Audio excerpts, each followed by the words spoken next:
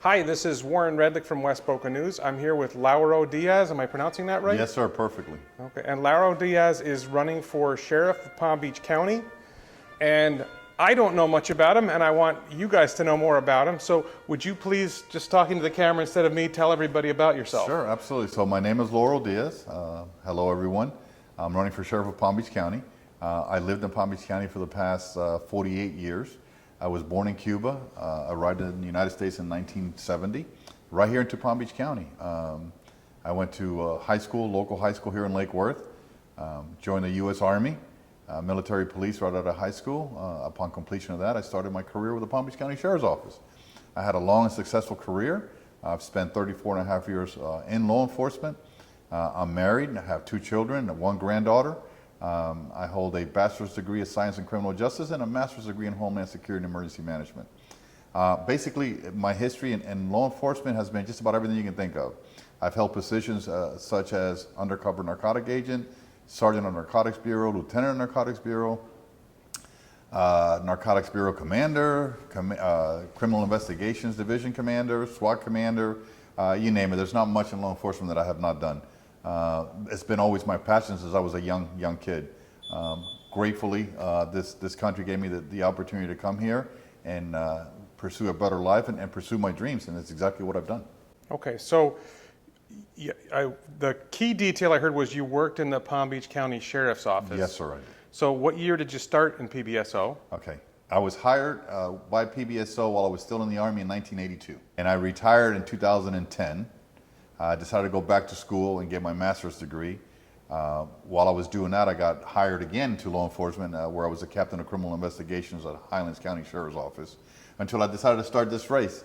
At that time, I had to retire once again so that I could give 100% of my time to the campaign. Okay, so Highlands County Sheriff's Office is northwest of Lake Okeechobee. That is correct. Very good. Yes, it is. Highlands County. So Sebring, Lake Placid, Correct. Venus. Yes. I think there's one more. Avon Park. Avon Park. Yes. Okay.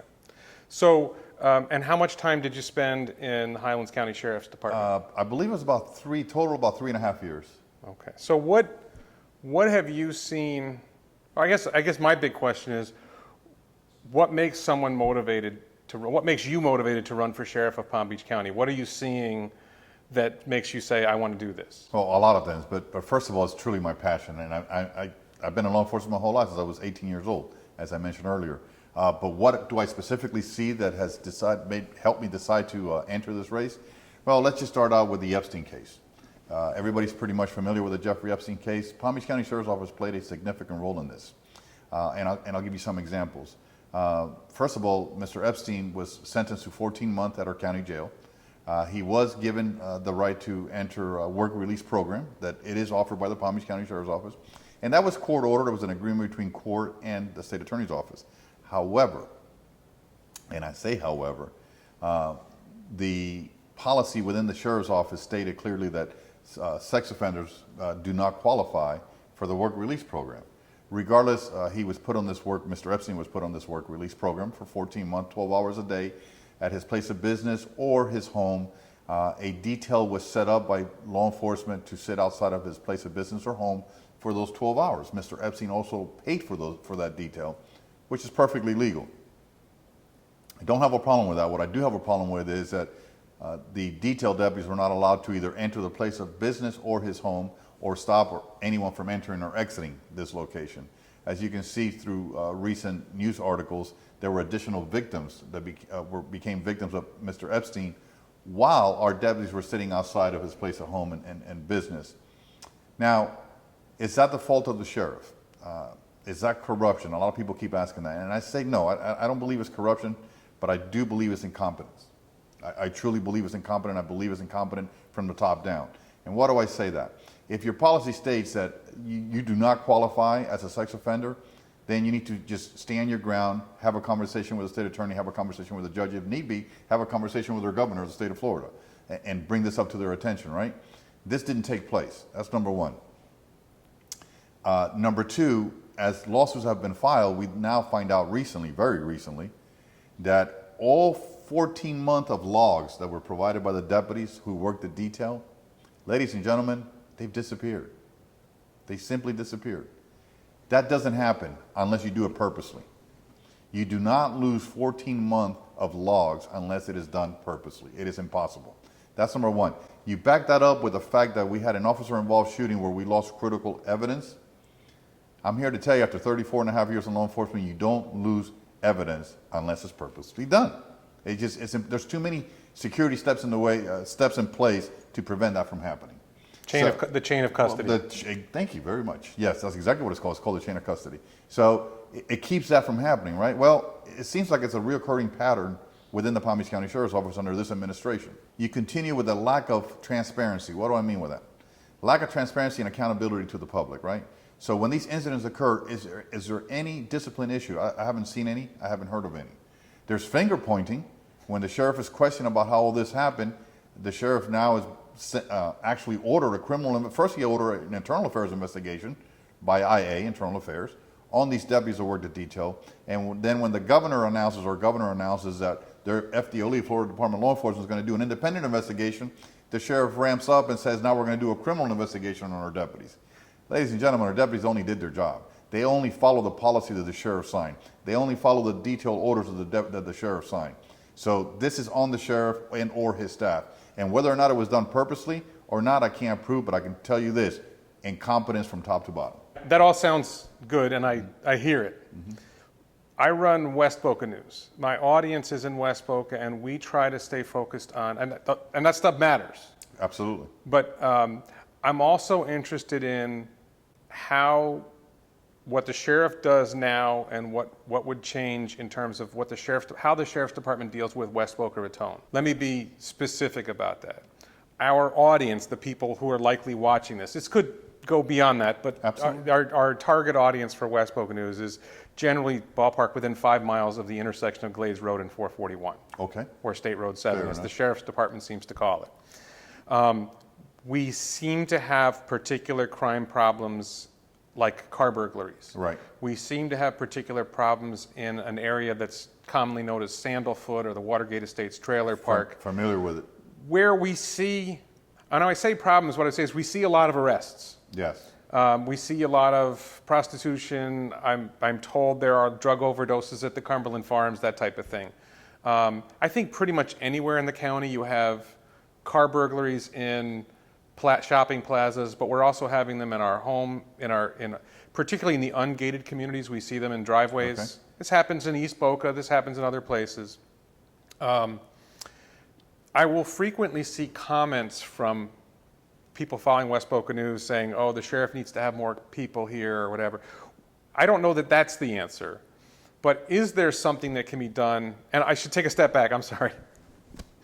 What I see is it's not really on the sheriff's department at all. I see the sheriff's department catching the bad guys and the prosecutors and the courts letting them go, which you might not want to go into. No, but it's true though. But I just kind of wanted to know, what do you think the sheriff's department is doing now regarding problems like car burglaries, home burglaries, and there's a bunch of problems. Let's start with car burglaries. Okay. And I would say particularly car burglaries in shopping plazas, car burglaries in, say, South County Park, or car burglaries in neighborhoods. What is the sheriff doing about that? What could the sheriff do better? Okay, I can't speak for what your current sheriff is doing about that right now. I can only speak to you what I would do as your sheriff, okay, in the western community here. First of all, the two areas that you mentioned about the Cumberland Farms and Sandalfoot, that's been a problem since the 1980s. Right. That has not changed. The trend of crime has changed, but the level of crime has not. So it's been a reoccurring event. Now, so what can we do? So we partner up with our community leaders. We partner up with citizens on patrol, right, which can assist largely the sheriff's office by having an extra set of eyes out there. But more important, let's partner up with our businesses. If we're having problems in the plaza areas, like you're saying, with car burglars or whatever the case may be, if the plazas don't have camera systems, let's help them get those camera systems. Let's help them secure their doors better. Let's educate the public and the business owners better. Mm-hmm. Let's do that on a routinely basis, not just when there's an issue with crime. Yes, actually, there was an incident, I'm not going to name the store, but it was an electronics store near Glades and 441, where there was an incident in the parking lot, and it's a store that sells security camera systems inside the store, and they apparently didn't have security camera systems outside the store. And it seems like the stores, it's not just that store, by the way, there's other home supply stores, for example, Sure. that sell systems like that. And it seems like their camera systems exist to deal with shoplifting, not to protect customers in the parking lot.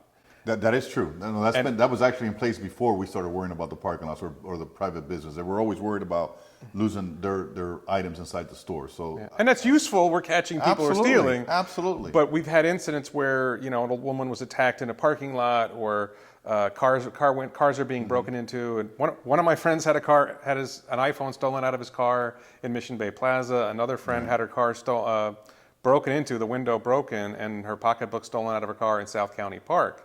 My sense of it is there's certain people who are committing a lot of these. Okay. And when they get caught, they get treated more lightly than I think they should be. And I lean kind of left on criminal justice issues, so when I say that, it's kind of extreme. But I guess another way of phrasing the question is, it seems like either the prosecutor's office or the judges are going light on what I consider genuine crime. And that's a whole long conversation we can have, what's real crime, what's not real crime. But is it that the sheriff's department isn't doing a sufficient investigation, so the prosecutor has to throw in the towel? Is it there's an attitude in Palm Beach County, and I think Broward County as well, of going soft on people who commit crimes? Do you have a sense of that? 'Cause, I mean, talking to people, a retired captain of the Palm Beach County Sheriff's Office a while back, there's a sense I have from regular beat officers and deputies in Palm Beach County that it's the judges and the prosecutors are just soft. I mean, and I don't think the sheriff can fix that. Okay. Yeah. You gave me a lot there. Yes, I did. You gave me a lot. So let's go back to the victim of the vehicle burglary where they smashed out the window. Let's go back to educating the public. Why would you leave your purse inside your vehicle? No, we all know that. No, but I'm just saying. But it was a mistake. I want to go back and I want to start from where you started from. So let's educate the public on how to try to protect themselves from becoming a victim, right? And we have that in place through crime prevention programs, but we need to ramp them up even more. Now, moving forward, I will speak to you from my personal experience when it comes to prosecuting on crimes in Palm Beach County. Through my experience of 34 and a half years in law enforcement works very hard to make an arrest.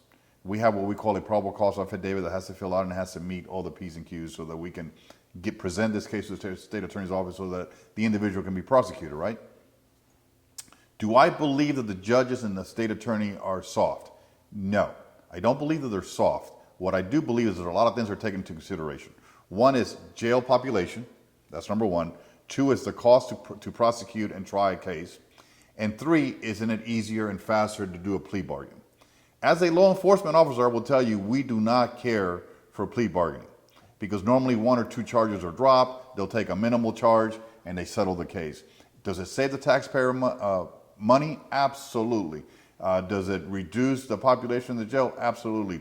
But is that the proper way to handle someone who has broken the law and you ended up with a victim of a crime? My answer is absolutely not. I believe that they should be prosecuted to the tilt. If the statute says it's 3 years, it's 3 years. And I think sometimes we offer plea a little too quickly. Plea looks good on their record. It shows a conviction. It shows a plea bargain regardless. It's better than a loss, right? So no state attorney wants to have losses on his or her record. But this is not about wins and losses. This is about doing what's right for the community. So me as a sheriff, I would talk to the state attorney's office, to the intake officers who really are the ones that handle this, and explain to them that we will do our part, but please, they need to do theirs. Well, it's funny when you say it costs less. Well, it costs less in the short run. Sure. But if in the long run that person commits more crimes, Absolutely. it costs more. Absolutely. Okay. So turning to a different problem, well, I think this problem has gotten better. When I've been here 8.5 years. Okay. When I first got here, there was a huge issue with panhandling. That you'd be driving down the street and be somebody on the street corner, and I think it's still there, but I certainly notice it a lot less. It is less. It is less. It's a lot less than it was 5 years ago. I can tell you that. Is that? I mean, the county passed an ordinance. That is correct. Do you think that made a difference? Absolutely. Okay. Absolutely. And when it comes to panhandling and the homeless issue, you have to rely. It's not on criminal statute because it's not a crime to be homeless, but it becomes a county ordinance issue. It's what your local law passes that we can enforce. If you don't have a county ordinance that gives us a tool in the teeth to enforce it, Yeah. then we can't do anything about it. So yes, I do attribute that, not to the sheriff's office, but to that actual county ordinance. I think another, I'm going to change gears a little bit. Sure. Another big concern that I feel like people have in Palm Beach, in West Boca, is traffic and traffic accidents. And Yes. we've actually just had a couple of recent fatal accidents where in one, a homeless man, Barney Brown, was walking across, they're both 441 near Sandalfoot. Barney Brown was walking across the road and got hit by a car, and another one, a 26-year-old woman on a bicycle, I don't remember her name. She was riding across 441, I think closer to Target and West Boca Medical Center, and she was hit by a car. I don't know that there's much a sheriff can do, that the law enforcement can do about people who are walking across the street at night in the middle of nowhere, where they shouldn't be crossing the street. I don't know how much a sheriff can do about that, but we do see, a lot of car accidents in West Boca. Sometimes I think it's poor intersection designs. I personally, I'll see people say we should have more deputies out. And personally, I just think we have some poor intersection design and we have some terrible drivers. And I don't think a sheriff can magically fix that. But is there anything you think the sheriff can do to make us a little safer on the roads? Other than working with Palm Beach County zoning, road and bridge, who really take care of these issues on the road, ensure that we have lighted crossways that have lights on it. It doesn't mean that the public's going to use that. Like you said, if they're going to cross wherever they want to cross, and there's not a whole lot that we can do about that. But we can certainly try to help the best that we can by thinking outside the box and say, can we educate the public? I'm a big believer in educating the public. I do get the fact that they're not always going to listen to you. I do get the fact that if they want to cross in a dark section versus going an extra 100 yards and cross on an actual crosswalk that's lit, I can't help with their decision making on that, right? But I can offer them those opportunities by working together. Now, but besides all that, you've mentioned now 2 or 3 times since we sat down about the amount of deputies in Boca. Yeah. And I've caught it every time you said it, and I haven't reacted to it, but I'm going to react to it No, it's now. not, and it's not me. No, it's what I hear. I get it. So I want the audience to listen to this. If you think you don't have enough deputies in Boca, you need to check the rest of the county, because you have more deputies by square mile in Boca than you do anywhere else in Palm Beach County. Okay. Okay, so you're getting the best service that the Palm Beach County Sheriff's Office can give. And I shouldn't be giving kudos to your current sheriff since I'm running against him, but I will tell you, by population and by area, you have more deputies than anyone else gets in the county. Can we maybe take a look at the zones and maybe realign the zones to where if we have a high crime area, as we mentioned earlier, that we can have more deputies there or bring in outside units to help those deputies? Yes, we can do it. But to say that, or assume that we don't have enough for coverage in Boca, your coverage is exactly where it needs to be. One other thing that pops in my head that we occasionally see, we just saw a couple of these recently, we would see someone would report to us that there was a SWAT team in Boca Rio, or there was a SWAT team at Boca Landings. Right. And what's going on? And my impression from talking with media relations at the sheriff's office is a lot of those are warrants being served. That's correct. When is a SWAT team used for serving warrants, and when isn't it used for? It's real simple. SWAT team is used when it's a high-risk entry. What is a high-risk entry? A high-risk entry is when you have a subject who has a violent past, and we have knowledge that he or she has weapons, or has access to weapon, or has a passive use of weapons, and has resisted law enforcement with violence. Those are high-risk entry, and that's when we use our SWAT team. So it's using common sense. The SWAT teams that you're seeing here in Palm Beach County, which I was a member of, they're only used for they're mainly used, not only, I shouldn't say only, they're mainly used for narcotic search warrants, high-risk warrants, as I mentioned, and obviously possibly any kind of type of hostage negotiation or barricaded suspect. That's when you will see the SWAT team. You said you live in Palm Beach County. Where do you live now generally? I don't need an address, but what part of the county? In the acreage. I reside in the acreage. Okay, and how long have you lived there? For the past just a little bit over a year now. Okay, and where else have you lived in the county? In Boynton, Military Trail in Old Boynton. Okay.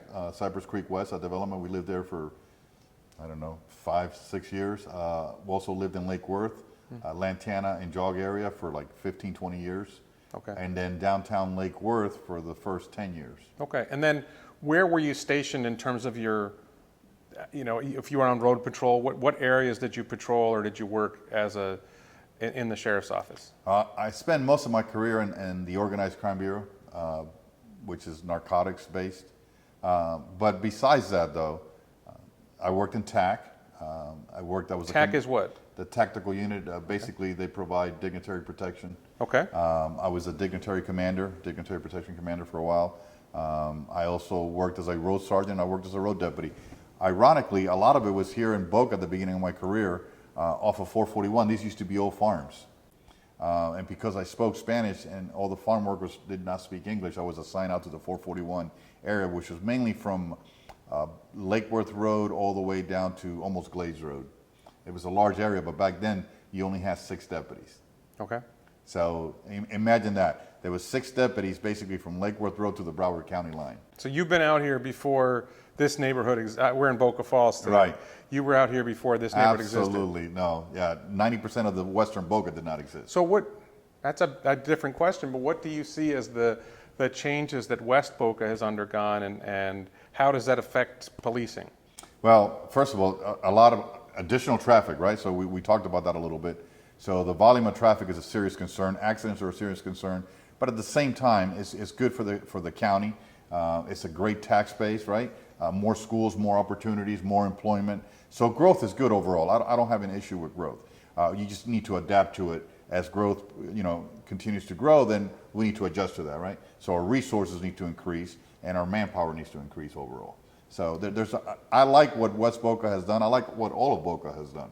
And a lot of other cities are following suit. I mean, Boynton is really expanding also now. Mm-hmm. So I think it's a way of the future. I think Palm Beach County is going to continue to evolve and grow. And I see this being a 2 million occupant county here within the next 15 years without a problem. We're growing fast. I think Yes, we're 1.5 million now? Yes, sir. Just a little bit over. Okay. Last time I checked, yes, sir. Okay. And now, of course, during season, I think it goes almost to 2 million. I can't think of anything else to ask you, because I think you've covered, why you're running, and you've covered a lot about what's going on in West Boca. Is there anything else? We're going to turn to another topic in a minute, but is there anything else you want to say about West Boca, about becoming sheriff of Palm Beach County? Well, I would like to take maybe 3 or 4 minutes to talk about our schools, right? Sure. So, as we all know, Palm Beach County is very unique. It has school board police department. So therefore, it's truly not the sole responsibility of the Palm Beach County Sheriff's Office to provide security for our public school system. Although there's a new House bill that says charter and private schools also have to have security officers, safety officers. There's different terminology depending on where you live. It's a little bit different from a school resource officer, but the role is pretty much the same. I believe as your sheriff, and I will do this as your sheriff, I want to make sure that every patrol officer that works in an area where there's a school, he or she will go to that school on a daily basis, check in with the school resource officer, walk the actual layout of the school, learn the entire layout of the school, know the security systems of the school, meet all the staff in the school on a daily basis until they become comfortable. Why do I say that? We all saw what happened in Parkland. We've seen what's happening all across our great nation, right?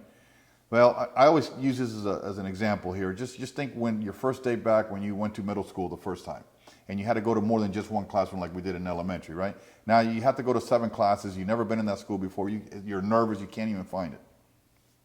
So you're asking for help to find your classes. Now imagine this. You're a law enforcement officer. You get a 911 call. Shots are fired. The stress starts to go up, elevates. You're running code 3, right, which is license siren. You're speeding to the school. You're jumping out. You're grabbing your rifle, and you're running into the school, which is what we're teaching now for you to do, right, for an active shooter response.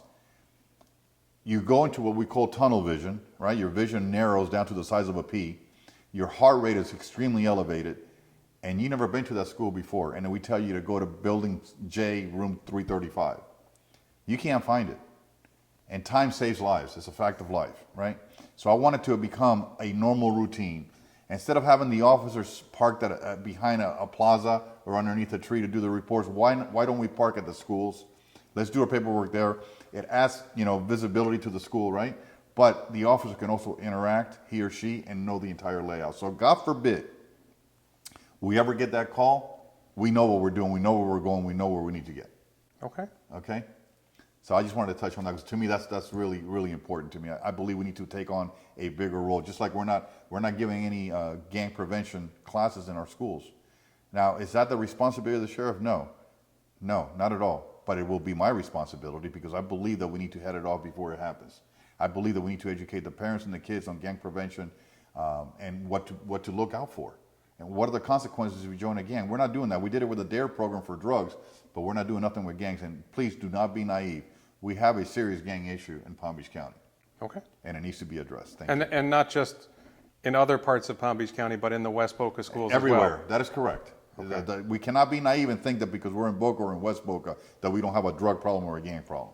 You would be very naive if you believe that. Listen, I just wanted to reach out to your audience and please go on my webpage, diazforsheriff.com, all one word, diazforsheriff.com, and take a look at my platform because there's a lot that we didn't speak about, and find out a little bit about me, find out my past history in law enforcement, my qualifications, and more important than that, my platform, because my platform is pretty lengthy and I think you'll find it very interesting. Okay. Okay? Thank you very much. Thank you. Have a blessed day. Thank you.